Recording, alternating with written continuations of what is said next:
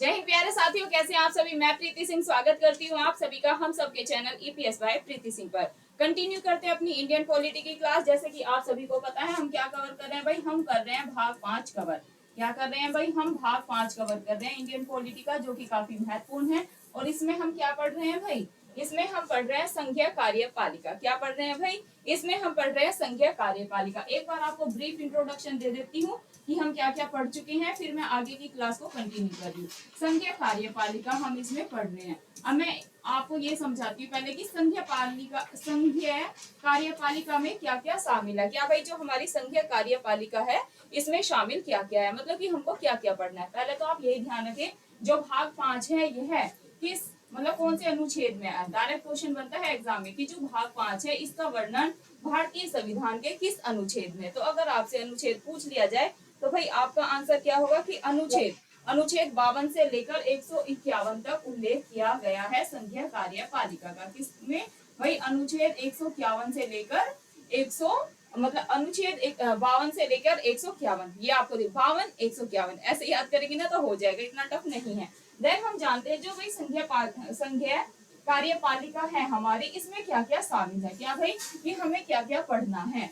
वही दो टॉपिक तो मैं आपको ऑलरेडी कवर करा चुकी हूँ, राष्ट्रपति उपराष्ट्रपति। आज मैं आपको कराऊंगी मंत्री परिषद। तो पहले मैं आपको यही बता देती हूँ कि भाई संघीय कार्यपालिका में हमें पढ़ना क्या क्या है, तभी तो इंटरेस्ट आएगा पढ़ने में। देखिए भाई, संघीय कार्यपालिका में हमें राष्ट्रपति पढ़ना था, जो कि हम ऑलरेडी कवर कर चुके हैं कि जो राष्ट्रपति है भारत में, मतलब आर्टिकल 52 में कहा गया है कि भारत का एक ही राष्ट्रपति होगा। ये सारे आर्टिकल ऑलरेडी मैं भाई आपको कवर करा चुकी हूँ। क्या भाई, ये सारे आर्टिकल्स हम ऑलरेडी कवर कर चुके हैं। देन अब हम देखते हैं कि हमें सेकंड क्या पढ़ना है। हमें सेकंड पढ़ना था उपराष्ट्रपति, जो कि पिछली क्लास में मैं आपको अच्छे से समझा चुकी हूँ। इसमें भी हमने जाना कि जो राष्ट्रपति हैं यह किस आर्टिकल के तहत चुने जाते हैं, या किस आर्टिकल में राष्ट्रपति का उपराष्ट्रपति का वर्णन दिया गया। तो सारी चीजें अगेन रिपीट करके कोई फायदा नहीं है, यूट्यूब पर क्लास है वो आप देख सकते हैं। क्लियर है। अब थर्ड हमें क्या पढ़ना है संघीय कार्यपालिका में, वो देखिएगा भाई। इसमें हमें पढ़ना है मंत्री परिषद। क्या पढ़ना है, मंत्री परिषद पढ़ना है। मंत्री परिषद किस किस से मिलकर बनी होती है वो हम जानेंगे। ठीक है, मंत्री परिषद हमें पढ़ना है। और इसमें हम जानेंगे मंत्री परिषद में आखिरकार शामिल कौन कौन होते हैं, तो उसको हम डिटेल में चर्चा करेंगे। ठीक है। देन हमें पढ़ना है भाई महान्यायवादी। क्या भाई, हम पढ़ेंगे महान्यायवादी, जहां से हर बार एग्जाम में क्वेश्चन बनता ही बनता है। महान्यायवादी को पढ़ेंगे। और लास्ट में हमें इसमें पढ़ना है कैग। क्या भाई, कैग हमें पढ़ना है। कैग पढ़ेंगे। और ये आर्टिकल किसमें है, अगर कैग का वर्णन भाई नेट जीआरएफ बीएसएसबी पॉलिटिकल साइंस के जो एग्जाम होते हैं वहां पर हर बार 148 मतलब कैग से क्वेश्चन बनता ही बनता है।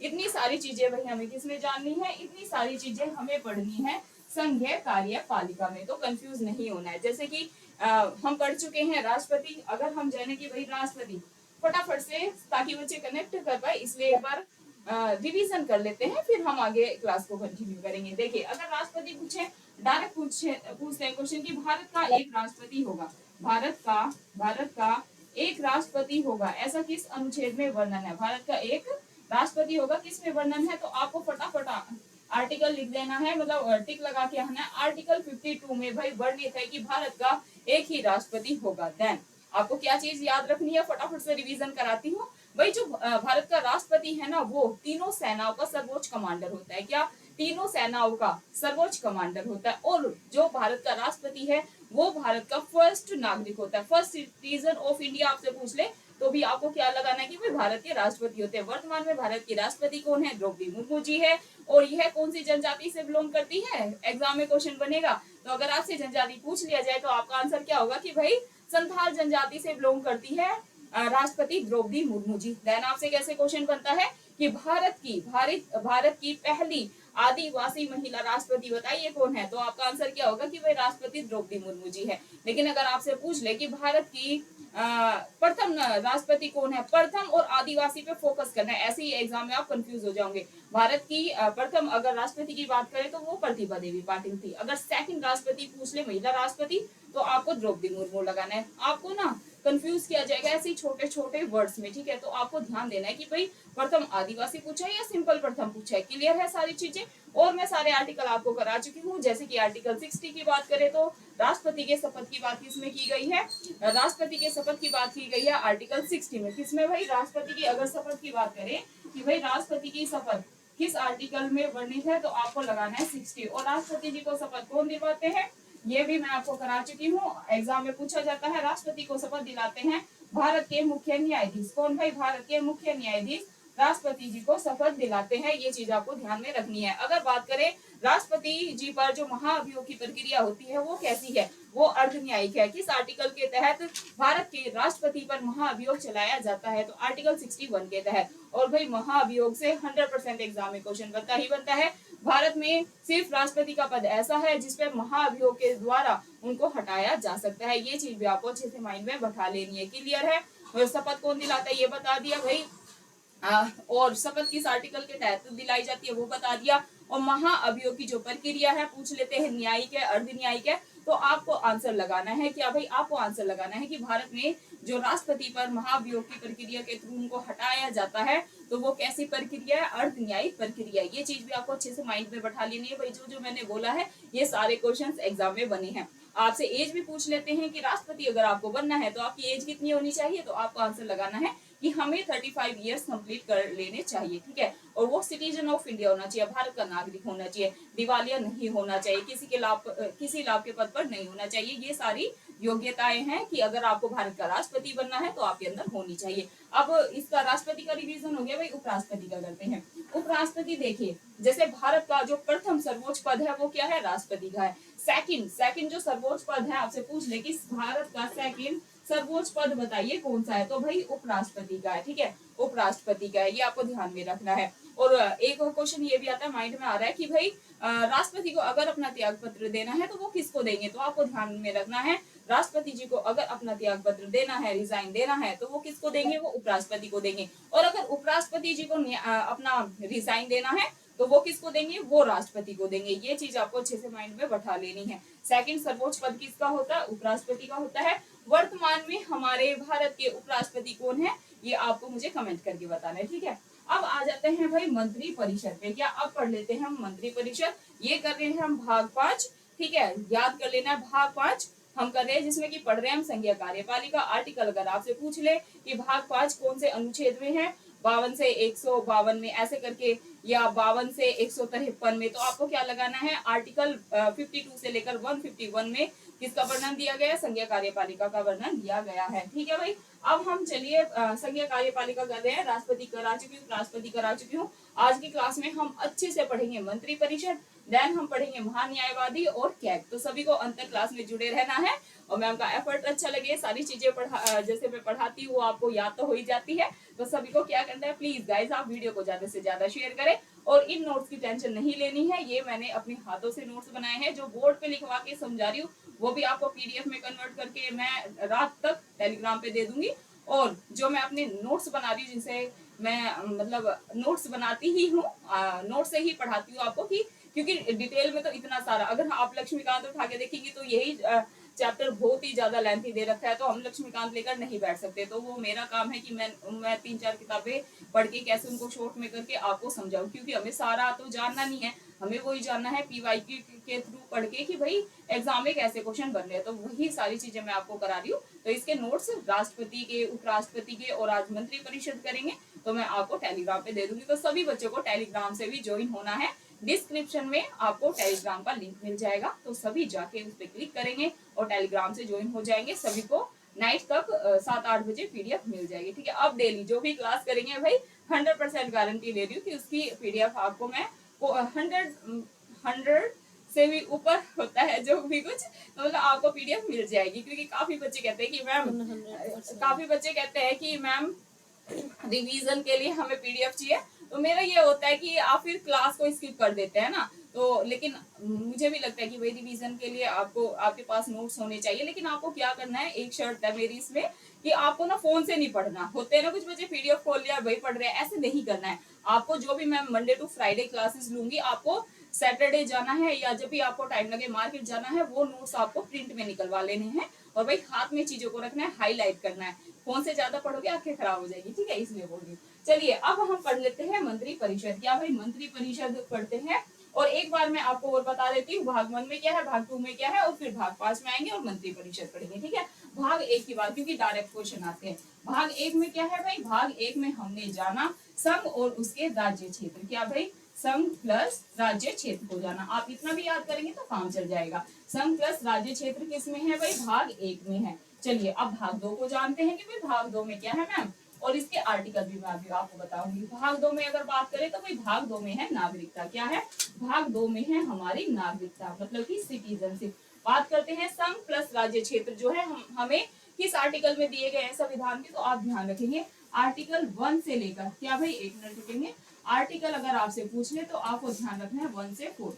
आर्टिकल 1 से 4 में क्या दिए गए हैं, संघ और उसके राज्य क्षेत्रों का वर्णन है। अगर बात करें नागरिकता, नागरिकता किस आर्टिकल में दी गई है, 5 से 11 में, 5 से 11 में दी गई है भाई नागरिकता, ठीक है। अब बात करते हैं भाग 3 की। भाग 3 में क्या है भाई, भाग 3 में है हमारे मौलिक अधिकार। क्या दिए गए हैं, भाग 3 में दिए गए हैं हमारे मौलिक अधिकार, जिन्हें हम अंग्रेजी में फंडामेंटल राइट्स के नाम से जानते हैं। मौलिक अधिकार किसमें दिए गए हैं, मौलिक अधिकार दिए गए हैं भाग 3 में। भाग पूछ ले तो भाग 3 लगा देना है, आर्टिकल पूछ ले तो भाई आपको लगा देना है 12 से 35 में। क्या भाई, आर्टिकल, एक मिनट रुकेंगे,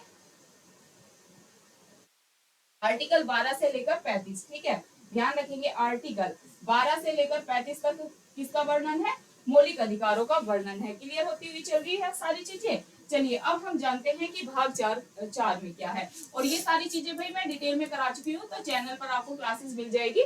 और आज कोशिश करूंगी कि प्लेलिस्ट बना दो, फिर आप एक क्लास क्लिक करेंगे ना तो सारी क्लास की प्लेलिस्ट मिल जाएगी, तो आप सारी क्लास कंटिन्यू देख सकते हैं। और बहुत ज्यादा जरूरी है सीक्वेंस से। देखिए हमने ये क्लास जो सीरीज है पॉलिटी की दोबारा से क्यों स्टार्ट की है, कि आपको सारी चीजें सीक्वेंस से मिले। कि भाई पहले हम क्या पढ़ेंगे, संघ और उसके राज्य क्षेत्र पढ़ेंगे, भाग 2 में क्या पढ़ा हमने, नागरिकता पढ़ा, भाग 3 में क्या पढ़ा हमने, मौलिक अधिकार पढ़ा, 12 से लेकर 35 एक एक आर्टिकल को अच्छे से समझाया है। देन अगर बात करें भाग 4, भाग 4 में क्या पढ़ा है हमने, भाग 4 में पढ़ा है डीपीएसपी, राज्य के नीति निर्देशक तत्व। ये कहाँ से लेकर है भाई, ये 36 से लेकर 51 तक किसका वर्णन है, डीपीएसपी का वर्णन है, ठीक है।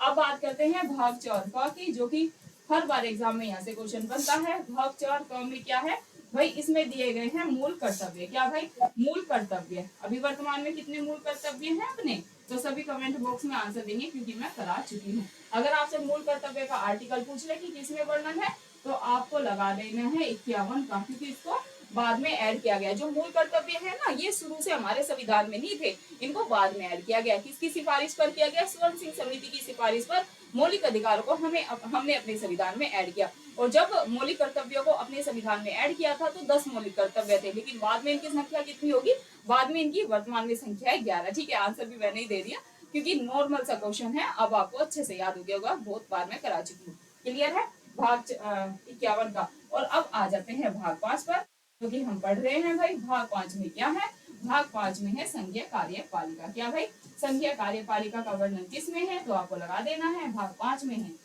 संघीय कार्यपालिका, संघीय कार्यपालिका का। और इसमें अगर आर्टिकल आपसे पूछ ले तो आर्टिकल मैं आपको करा चुकी हूँ, 51 से लेकर 52 से लेकर 151 तक, ठीक है, 52 से लेकर 151 तक इसका वर्णन है, संघीय कार्यपालिका का वर्णन है। सारी चीजें क्लियर होगी आपको, और रिवीजन भी होगी। भाग 5 पढ़ेंगे और हम पढ़ेंगे मंत्री परिषद, ठीक है। चलो मंत्री परिषद पर आ जाते हैं भाई, फोकस करेंगे इधर सभी बच्चे। मंत्री परिषद पढ़ते हैं हम, मंत्री परिषद। ऐसे ही आपको सारी चीजों को भाई जब भी आप पढ़ने बैठे ना तो पिछली चीजों को भी रिवाइज करना है, ठीक है। ये नहीं कि आगे का पढ़ते जा रहे हैं और पीछे का भूलते जा रहे हैं, ऐसे नहीं करना है। जब भी आप नया कुछ पढ़ते हैं तो आपको ये देखना है कि भाई हमें पिछला कितना याद है, हमें याद भी है भाग 1 में क्या था, तो आपको याद होना चाहिए कि संघ और उसके राज्य क्षेत्र थे। अगर भाग 2 की बात करें, आपसे पूछ ले कि भाई भाग 2 में क्या, बताइए। पढ़ाई कर रहे हो ना, स्टेट लेवल पीसीएस और टीचिंग के एग्जाम की तैयारी कर रहे हैं ना, DSSB, TGT, PGT, political science या फिर नेट जेआरएफ, तो ऐसे क्वेश्चन आपसे जनरली भी कोई भी कर सकता है। तो आप तुरंत से जवाब दे दो कि भाई भाग 2 में है नागरिकता, 5 से लेकर 51 तक। पांच से लेकर अनुच्छेद 5 से लेकर 11 तक। फिर हम बात करें भाग 3 में क्या है, तो आपको बता देना मौलिक अधिकार है, आपसे आर्टिकल पूछ ले तो आपको आर्टिकल लगाना है 12 से लेकर 35 तक, ठीक है। भाग 4 पर आएंगे डीपीएसपी। अगर आपसे पूछ ले कि भाई जो ये डीपीएसपी है, राज्य के नीति निर्देशक तत्व है, हमने किस देश के संविधान से दिए, तो आपको फटाक आंसर दे देना कि भाई आयरिश, जिसे कि हम आयरलैंड के नाम से भी जानते हैं, वहां से हमने लिए हैं। अगर पूछ ले कि आर्टिकल बताना किस में वर्णन है डीपीएसपी का, तो आप फटाफट बता देना कि भाई 36 से लेकर 51 तक वर्णन है। अगर फिर बात करें, आपसे पूछे भाग 4 का क्या पहले से था या बाद में ऐड किया गया, तो आपका आंसर होगा कि नहीं भाई, पहले से नहीं था, इसको तो बाद में ऐड किया गया। जो मौलिक कर्तव्य ये हमारे मूल संविधान में नहीं थे, इनको बाद में ऐड किया गया। कब ऐड किया गया, ये भाई स्वर्ण समिति की सिफारिश आई थी, वो मैं ऑलरेडी आपको डिटेल में करा चुकी हूँ, कब आई थी, कितने मौलिक कर्तव्य थे, किसकी सिफारिश पर आई थी, सारी चीजें आपको चैनल पर मिल जाएगी। तो अगेन रिपीट करके कोई फायदा नहीं है, टाइम चला जाएगा। देन अगर हम बात करें, आपसे पूछ रहे कि भाई भाग 5 में क्या है, तो आप बता देना संघीय कार्यपालिका है, और उसमें क्या क्या है ये आपको टिप्स पे होना चाहिए। आपसे पूछ रहे कि भाई संघीय कार्यपालिका में कौन कौन होता है, हमें ये तो बताओ, तो आपको बता देना कि भाई राष्ट्रपति होते हैं, उपराष्ट्रपति होते हैं, और फिर बात करें मंत्री परिषद होती है, फिर बात करें कि महान्यायवादी होते हैं और कैग होता है। बस इतनी सी चीज है, ठीक है, याद हो गया। अब बात करते हैं मंत्री परिषद की, एक एक चीज को अच्छे से हम जानने का प्रयास करेंगे, ठीक है भाई। अब आ जाते हैं हम मंत्री परिषद पे।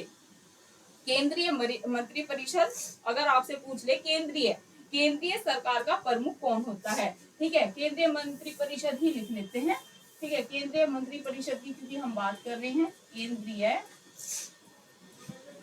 केंद्रीय मंत्री परिषद, आराम से प्यार से सारी चीजों को समझते हुए चलेंगे, कोई जल्दबाजी नहीं करेंगे थ्योरी को पढ़ने में, ठीक है। क्योंकि अगर आप थ्योरी को अच्छे से पढ़ लेते हैं तो भाई आप सारे ऑब्जेक्टिव बना सकते हैं, लेकिन थ्योरी को ही हम जल्दबाजी में पढ़ेंगे तो फिर कोई फायदा नहीं है, आप अच्छे से क्वेश्चन नहीं बना पाएंगे। क्लियर है। पहले हम ये जानते हैं जो केंद्रीय मंत्री परिषद है, हमें पता होना चाहिए कि इसमें कौन कौन शामिल है, इसमें में, और प्लीज आप साथ साथ नोट्स बनाते हुए चलेंगे। और अगर जिन बच्चों को नोट्स बनाने में दिक्कत है तो भी कोई परेशानी नहीं है, आपको सारे नोट्स में प्रोवाइड करा दूंगी। क्लियर है। टेलीग्राम पे भाई अगर बात करें कि केंद्रीय मंत्री परिषद में कौन कौन शामिल है, तो आपका आंसर क्या होगा कि भाई जो केंद्रीय मंत्री परिषद है इसमें प्रधानमंत्री तो शामिल होता ही होता है, सेकंड कैबिनेट मंत्री आपको याद रखना है, राज्य मंत्री और भाई उप मंत्री शामिल होते हैं। ध्यान देंगे सभी बच्चे। अगर पूछ ले कि केंद्रीय मंत्री परिषद में कौन कौन शामिल होता है, तो आपका क्या आंसर होगा कि भाई प्रधानमंत्री शामिल होते हैं। क्या भाई प्रधानमंत्री तो मेन ही है, ठीक है, आप ऐसे याद रख सकते हैं, इसमें तो कोई याद करने वाली बात नहीं है कि जो भाई अपने प्रधानमंत्री ये तो मेन ही है। देन इसमें कौन शामिल होता है, और कैबिनेट मंत्री शामिल होते हैं, कैबिनेट मंत्री शामिल होते हैं। और भाई कौन कौन शामिल होते हैं, आपको राज्य मंत्री और उप मंत्री याद रखना है, प्लस राज्य मंत्री और उप मंत्री शामिल होते हैं, राज्य मंत्री भी होते हैं इसमें और भाई उप मंत्री भी शामिल होते हैं। इनसे मिलकर क्या बनती है, केंद्रीय मंत्री परिषद बनती है। क्या भाई राज्य मंत्री और उप मंत्री शामिल होते हैं, और भाई राज्य मंत्री और उप मंत्री से मिलकर क्या बनती है, हमारी केंद्रीय मंत्री परिषद बनती है। क्लियर है। चलिए अब इसका एक एक हम आर्टिकल जानेंगे। जैसे पहले हम जान लेते हैं केंद्रीय सरकार का, अगर आपसे प्रमुख पूछ ले, जो कि एग्जाम में कई बार क्वेश्चन बना है कि भाई जो केंद्रीय सरकार है इसका प्रमुख कौन होता है, केंद्रीय मंत्री परिषद का प्रमुख कौन होता है, तो भाई केंद्रीय मंत्री परिषद का प्रमुख होते हैं अपने प्रधानमंत्री, ठीक है, अपने प्रधानमंत्री केंद्रीय मंत्री परिषद के प्रमुख होते हैं। ये चीज अच्छे से आपको अपने माइंड में बैठा लेनी है, ठीक है। क्लियर होती हुई चल रही है ना सारी चीजें। अब बात करते हैं एक एक आर्टिकल को समझने की। 74(1) से स्टार्ट करते हैं, क्लोज 1 से, ठीक है। आर्टिकल 74 क्लोज 1 की बात करते हैं कि इसमें क्या दिया गया है, ठीक है। काफी महत्वपूर्ण अनुच्छेद है, यहाँ से एग्जाम में हर बार क्वेश्चन बनता ही बनता है। क्लियर है। ध्यान देंगे सभी बच्चे। आर्टिकल 74 क्लोज 1 में क्या है कि भाई राष्ट्रपति जी को, क्या भाई राष्ट्रपति जी को सहायता मतलब हेल्प, सहायता प्लस सलाह, सहायता प्लस मतलब कि हेल्प और एडवाइस के लिए क्या एक देने के लिए क्या होगी, एक मंत्री परिषद होगी। क्या भाई राष्ट्रपति जी को सहायता प्लस हेल्प देने के लिए, सलाह सहायता, हेल्प और एडवाइस देने के लिए क्या होगी भाई, एक मंत्री परिषद होगी। ठीक है, राष्ट्रपति जी को सहायता प्लस सलाह देने के लिए क्या होगी, एक मंत्री परिषद होगी। एक मंत्री परिषद, एक मंत्री परिषद होगी। और सेकंड क्वेश्चन आपसे पूछते हैं कि भाई मंत्री परिषद के जो प्रधान होते हैं वो कौन होते हैं, तो आगे यही चीज है, राष्ट्रपति जी को सहायता और सलाह देने के लिए एक मंत्री परिषद होगी, जिसके प्रधान प्रधानमंत्री होगी, जिसके हेड, ठीक है, हेड अंग्रेजी में, जिसके हेड या प्रधान, जिसके हेड या जिसके प्रधान कौन होंगे भाई, जिसके प्रधान प्रधानमंत्री होंगे, पीएम होंगे अपने।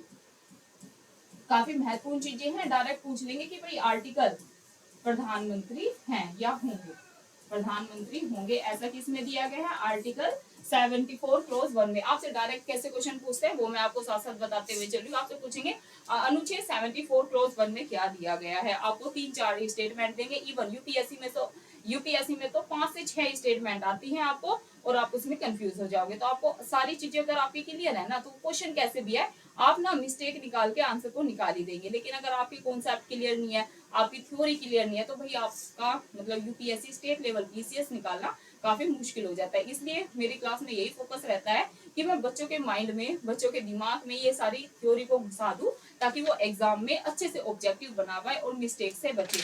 अब देखिए, ध्यान देंगे आर्टिकल 74 क्लोज 1 में क्या है कि भाई राष्ट्रपति जी को सहायता, आप इंग्लिश में भी लिख सकते हैं, मतलब हेल्प प्लस एडवाइस, ठीक है, जैसे भी आपको याद हो, एडवाइस, ठीक है, सहायता मतलब थोड़ा इजी हो जाएगा। राष्ट्रपति प्रेसिडेंट के लिए हेल्प एडवाइस देने के लिए कौन होगी, मंत्री परिषद होगी, जिसका प्रधान कौन होता है, प्रधानमंत्री होता है। ये चीज आपको ध्यान रखनी है, क्लियर है। अब बात करते हैं 75 की, क्या भाई आर्टिकल 75 क्लोज 1 की इसमें क्या है, ध्यान देंगे सभी बच्चे, फोकस करेंगे।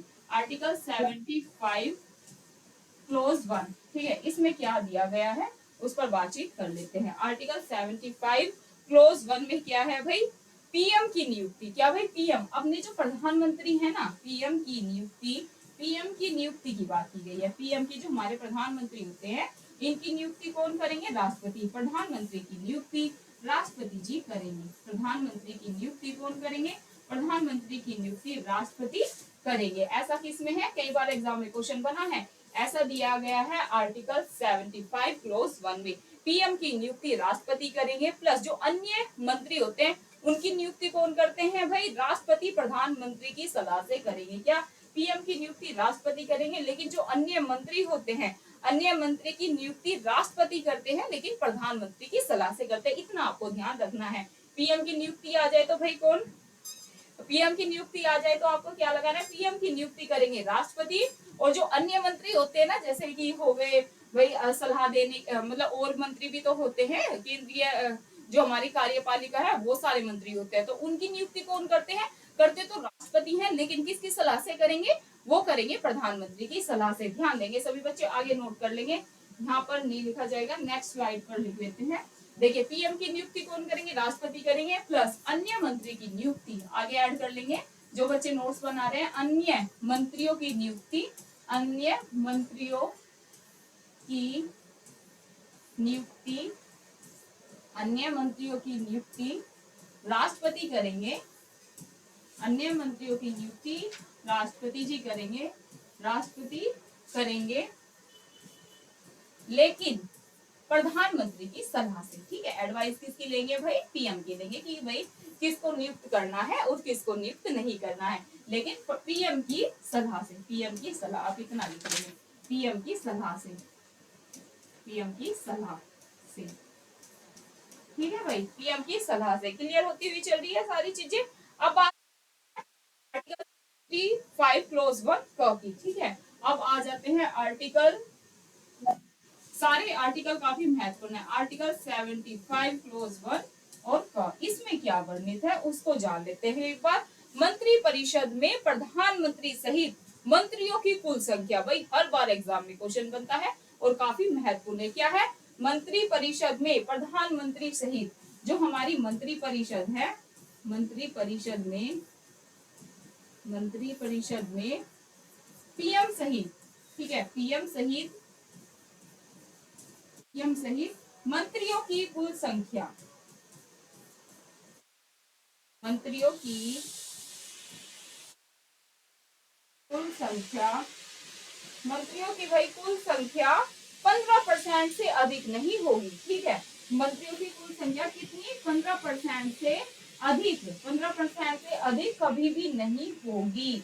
आपसे एग्जाम में डायरेक्ट क्वेश्चन पूछ लेते हैं कि क्या 15% से अधिक हो सकती है, नहीं हो सकती है, तो आपको क्या आंसर लगाना है कि भाई मंत्री परिषद में पीएम भी इसमें इंक्लूड है, पीएम सहित मंत्रियों की जो कुल संख्या है वो 15% से अधिक नहीं होगी। ये चीज आपको अपने माइंड में अच्छे से बैठा लेना है। अब आर्टिकल 78 पर आ जाते हैं। क्या भाई जो महत्वपूर्ण आर्टिकल है वो हम कर रहे हैं। आर्टिकल 78 में क्या है, काफी महत्वपूर्ण है, पीएम के दायित्व दिए गए हैं। अगर आपसे पूछ ले कि भाई आर्टिकल 78 में क्या है, आर्टिकल अगर 78 में बात करें तो आपको क्या लगाना है, आपको लिख लेना है पीएम के कर्तव्य। प्रधानमंत्री के कर्तव्यों का वर्णन किसमें है, आर्टिकल 78 में। प्रधानमंत्री के अगर कर्तव्य पूछ लेगी कि भाई प्रधानमंत्री की आखिरकार ड्यूटीज क्या क्या है, उनके कर्तव्य क्या है, तो आपको लगा देना है आर्टिकल 78। ठीक है, और आप ये भी चीज ध्यान रखेंगे जो हमारे प्रधानमंत्री हैं, प्रधानमंत्री बनने की जो न्यूनतम आयु है वो कितनी है, कि भाई अगर आपको प्रधानमंत्री बनना है तो आपकी न्यूनतम आयु कितनी होनी चाहिए। न्यूनतम आयु अगर आपसे पूछ ले, जो कि एग्जाम में पूछते हैं, जैसे आपसे पूछ लेंगे, ए पूछ लेंगे कि 25 साल होनी चाहिए, बी पूछ लेंगे आपको कि भाई 30 साल होनी चाहिए, सी आपको पूछ लेंगे कि भाई 21 वर्ष होनी चाहिए, डी आपसे पूछ लेंगे इनमें से कोई नहीं, तो आपको क्या लगाना है, अगर आपको भारत का प्रधानमंत्री बनना है तो आपकी न्यूनतम आयु कितनी होनी चाहिए, तो 25 ईयर्स होनी चाहिए, 25 वर्ष होनी चाहिए। ये चीज आपको अच्छे से अपने माइंड में बैठा लेनी है। क्लियर है। और आप ये भी ध्यान रखेंगे जो मंत्री होते हैं ना वो राष्ट्रपति के प्रसाद पर्यंत अपने पद को ग्रहण करते हैं। ठीक है,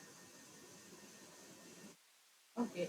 अब आप ये ध्यान रखेंगे जो मंत्री परिषद है, मंत्री परिषद आपसे पूछ लेंगे मंत्री परिषद सामूहिक रूप से किसके प्रति उत्तरदायी है। मंत्री परिषद सामूहिक रूप से किसके प्रति उत्तरदायी है, सामूहिक रूप से उत्तरदायी। मंत्री परिषद सामूहिक रूप से किसके प्रति उत्तरदायी है, सामूहिक रूप से प्रति किसके प्रति उत्तरदायी है, उत्तरदायी है। तो भाई किसके प्रति उत्तरदायी है, तो भाई जो मंत्री परिषद है हमारी सामूहिक रूप से किसके प्रति उत्तरदायी है, तो आपका आंसर होगा लोकसभा के प्रति। किसके प्रति उत्तरदायी है, तो आपका आंसर होगा लोकसभा के प्रति उत्तरदायी है। क्लियर है। कई बार एग्जाम में क्वेश्चन पूछ लेते हैं मंत्री परिषद सामूहिक रूप से किसके प्रति उत्तरदायी है, आपको दे देंगे कि भाई लोकसभा के प्रति, राज्यसभा के प्रति, राज्य विधान परिषद के प्रति, या राज्यसभा, ऐसे मतलब ABCD ऑप्शन कैसे दियो, मेरा मतलब समझाने का ये है ऑप्शन कैसे भी दे दे। ठीक है, लेकिन आपको बस इतना ध्यान रखना है कि जो अपनी मंत्री परिषद है सामूहिक रूप से किसके प्रति उत्तरदायी है, बस आपको आंसर लगा देना है लोकसभा। ये चीज आपको ध्यान में रखनी है। क्लियर है। और एक चीज और याद रखें, संविधान में हमारे मंत्रिमंडल शब्द का प्रयोग नहीं हुआ है। ठीक है, मतलब मंत्रिमंडल आप ध्यान देंगे। नेक्स्ट पे चलते हैं। ठीक है, आराम से समझाते हैं आपको। अगर आपसे पूछ ले कि क्या संविधान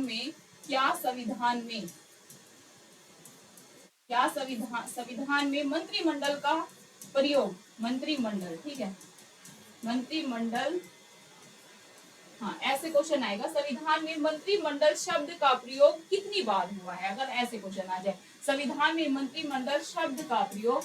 एक बार एग्जाम में क्वेश्चन बना था, वो एकदम अभी क्लिक हुआ।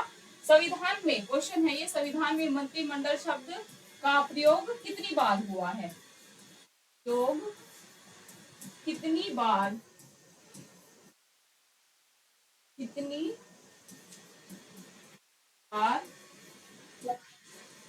हुआ है। और ये है आपके होमवर्क का क्वेश्चन, देखते हैं आपको पता है या नहीं। ठीक है, ऑप्शन दे देती हूँ। काफी बच्चे कहते हैं कि हम ऑप्शन नहीं देते, और क्वेश्चन ऐसे आंसर करते रहेंगे तो आपका एक इंटरेक्शन भी बना रहेगा क्लास में, और आप अपना भी एनालाइज कर सकते हैं कि आपने कितनी चीजें पढ़ी हैं और क्या आपने पढ़ा भी है ऐसा कि भाई मंत्रिमंडल का शब्द का प्रयोग संविधान में हुआ भी है या नहीं हुआ है, कितनी बार हुआ है वो मुझे आप बताएंगे। 1 बार हुआ है, बी ऑप्शन है, 2 बार हुआ है, सी ऑप्शन है, 3 बार हुआ है, और डी ऑप्शन है कि भाई 4 बार हुआ है। तो सभी बच्चे इसका कमेंट में आंसर देंगे, ठीक है। और फिर मैं आपको बताऊंगी कि कब हुआ था, ठीक है। आप मुझे संख्या बताएंगे, फिर मैं आपको बताऊंगी कि कब किया गया था, किस अनुच्छेद के तहत किया गया था।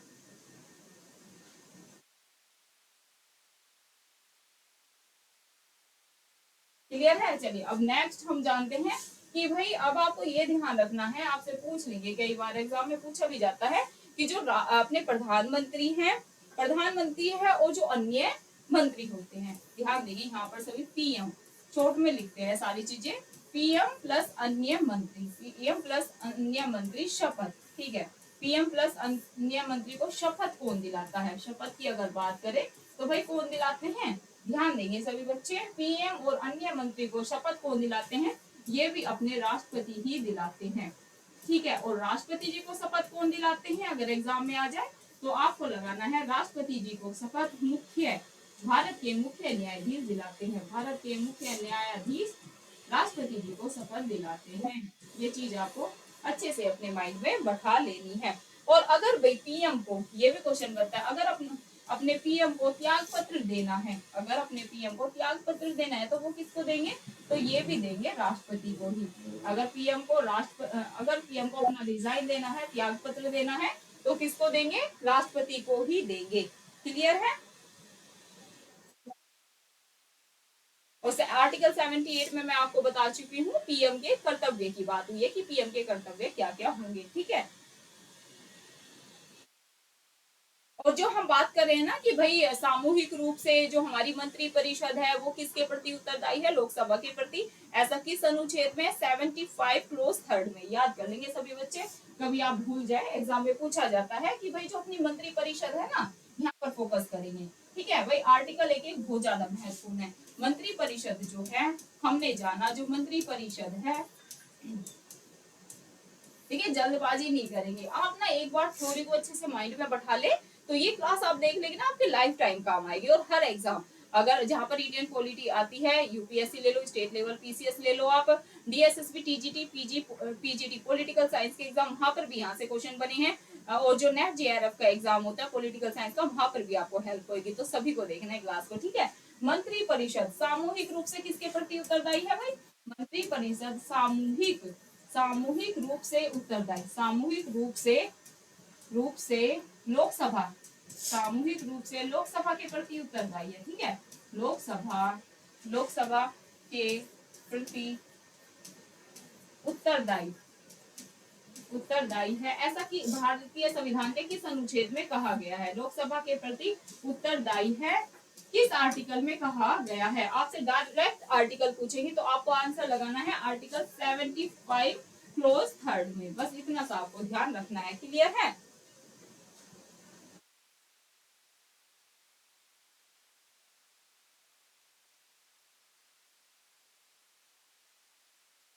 अब आपको ये भी ध्यान रखना है, ऐसा कौन सा एक प्रस्ताव है, क्या भाई एक क्वेश्चन ये भी बनता है, ध्यान देंगे सभी बच्चे, ऐसा कौन सा एक प्रस्ताव है जो मंत्री परिषद रख सकती है, ऐसा कौन सा एक प्रस्ताव है, कौन सा एक प्रस्ताव है जो मंत्री परिषद रख सकती है, जो मंत्री परिषद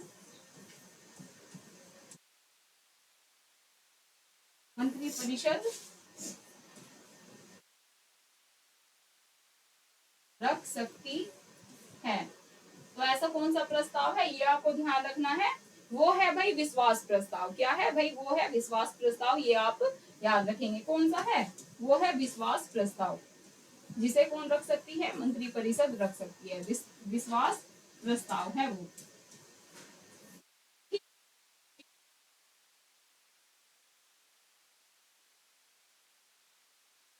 एक क्वेश्चन ये बनता है कि अगर मंत्री परिषद के विरुद्ध अविश्वास प्रस्ताव लाना है, काफी महत्वपूर्ण क्वेश्चन है। अगर मंत्री परिषद के विरुद्ध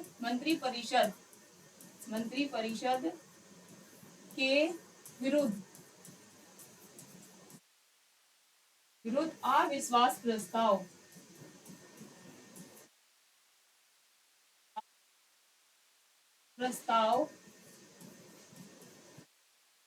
मंत्री परिषद के विरुद्ध अविश्वास प्रस्ताव लाने के लिए लोकसभा के सदस्यों की संख्या। मंत्री परिषद के विरुद्ध अविश्वास प्रस्ताव लाने के लिए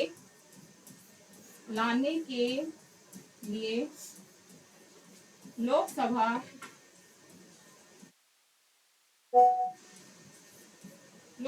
के सदस्यों की संख्या कितनी होनी चाहिए? लोकसभा के सदस्यों की संख्या। कई बार एग्जाम में क्वेश्चन बना है, कितनी, धीरे धीरे याद आता है कि भाई कहाँ से क्वेश्चन बने हैं। कितनी होनी चाहिए? तो भाई काफी महत्वपूर्ण क्वेश्चन है। अगर ऐसा क्वेश्चन आपसे आ जाए तो भाई न्यूनतम संख्या होनी चाहिए 50। कितनी? न्यूनतम की बात हो रही है 50। न्यूनतम संख्या होनी चाहिए 50, तभी मंत्री परिषद के विरुद्ध अविश्वास प्रस्ताव लाया जा सकता है लोकसभा में। क्लियर है? ये मैं आपको बता चुकी हूँ, जो मंत्री परिषद है लोकसभा के प्रति सामूहिक रूप से उत्तरदायी होती है।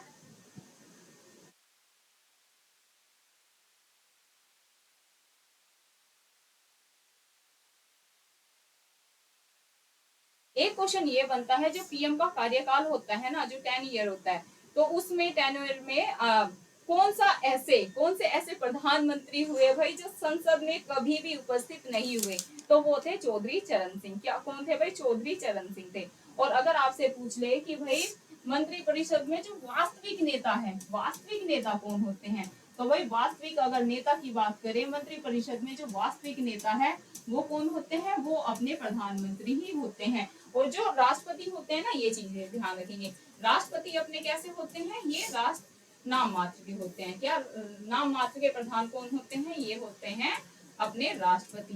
पूछते हैं वास्तविक प्रधान कौन होते हैं, तो आपको प्रधानमंत्री लगाना है। और अगर आपसे नाम मात्र के पूछ ले तो भाई आपको क्या लगाना है? राष्ट्रपति लगाना है। तो डियर फ्रेंड्स, ये थी हमारी आज की क्लास, जिसमें कि हमने पढ़ा मंत्री परिषद को, केंद्रीय मंत्री परिषद पढ़ा। अब हमारे कौन कौन सी चीजें कवर होगी? हमने जो हम संघीय कार्यपालिका कर रहे हैं, भाग 5 52 से लेकर आर्टिकल 151, उसमें हम राष्ट्रपति पढ़ चुके हैं अच्छे से। हमने उपराष्ट्रपति को जाना। आज की क्लास में हमने क्या पढ़ा? केंद्रीय मंत्री परिषद पढ़ा।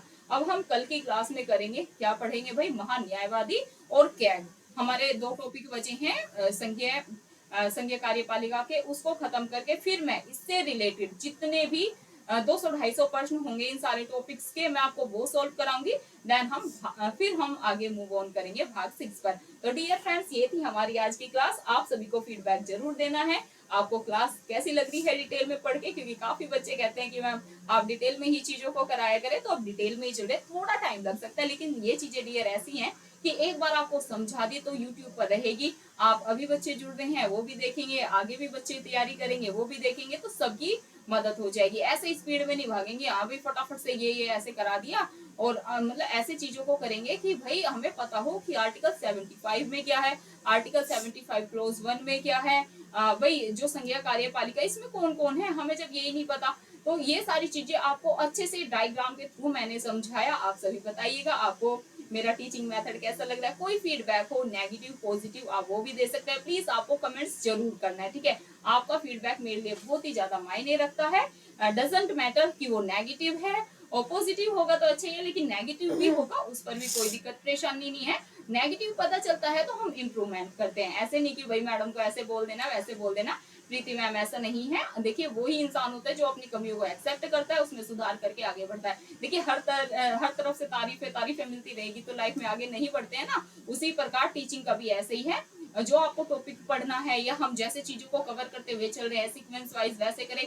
जैसा भी आपका फीडबैक है, प्लीज आप ज्यादा से ज्यादा बड़े बड़े कमेंट्स लिखा करें, अच्छी लग रही है तो भी, और कोई आप सजेशन देना चाहते हैं वो भी आपको लिखना है, ठीक है? और जैसे मैंने बताया आपको टेलीग्राम पे जो मैंने ये नोट्स कराए हैं, मतलब समझाया है, अगर आप ये कहेंगे ये भी आपको मिल जाएगा। नहीं तो मैंने बहुत अच्छे से नोट्स बना रखे हैं, या वो पढ़ लेंगे ना तो आपको उससे तो बाहर एक भी क्वेश्चन नहीं जाएगा। शाम को मैं टेलीग्राम पे क्लास के अपलोड होने के बाद आपको नोट्स दे दूंगी, तो सभी बच्चे जितने भी क्लास को देखेंगे या बाद में क्लास को देखेंगे, पहली बात तो भाई सभी को टेलीग्राम से ज्वाइन होना है। डिस्क्रिप्शन में जैसे आप देखते हैं ना, तो टाइटल लिखा होता है उसी के नीचे डिस्क्रिप्शन होता है, वहीं पर आपको टेलीग्राम लिंक मिलेगा। कई बच्चे पूछते हैं कि मैम टेलीग्राम से ज्वाइन कैसे हुए, तो कुछ नहीं करना डियर, उस पर क्लिक करेंगे ना, तो अगर आपके फोन में टेलीग्राम नहीं होगा तो आप ज्वाइन नहीं होंगे। तो टेलीग्राम बहुत ज्यादा जरूरी है, उसको आप डाउनलोड कर लेंगे, वहां पर जाएंगे तो आपको मेरा जो लिंक है वो मिल जाएगा, और वहीं पर मैं अपने सारे नोट्स देती हूँ।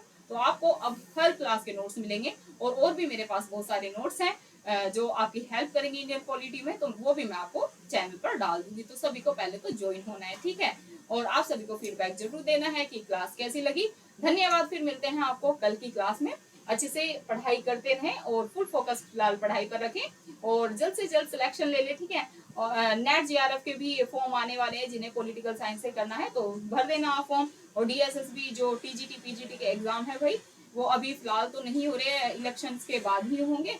तो आप जिस भी चीज की तैयारी करें, यूपीएससी करें, स्टेट लेवल पीसीएस करें, यूपी पीसीएस का एग्जाम भी जुलाई में, तो भाई लग जाए, ठीक है। और इंडियन पॉलिटी को हल्के में नहीं लेना भाई। एक चीज मैं आपको बता दूं, इंडियन पॉलिटी से कितने क्वेश्चन आते हैं, इंडियन पॉलिटी से अपने भाई 20 से 22% बनते ही बनते हैं। देखिए, और बहुत ही अच्छा सब्जेक्ट है, बहुत ही इंटरेस्टिंग सब्जेक्ट है।